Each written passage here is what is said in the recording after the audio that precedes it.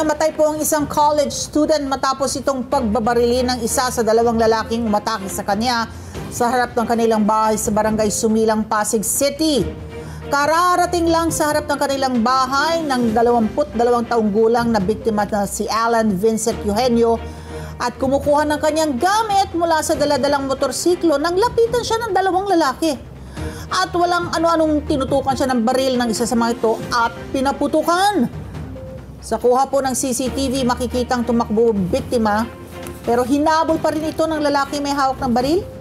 Sa sumunod na eksena, makikitang sinakyan na ng dalawa ang motorsiklo ni Eugenio para tumakas. Ano yun? Para nakawin lang yung motor? Ha? Kaya nila pinatay?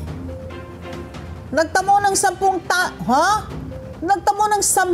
tama ng bala ang biktima na bukod sa pagiging college student, isa ring food delivery rider na tumutulong sa kanyang pamilya. Lungkot naman ito.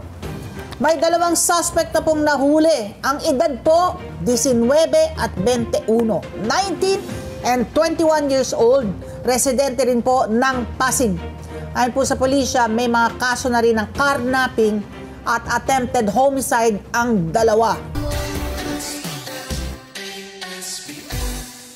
Let's get together. Sunnet 25. Sunnet 25.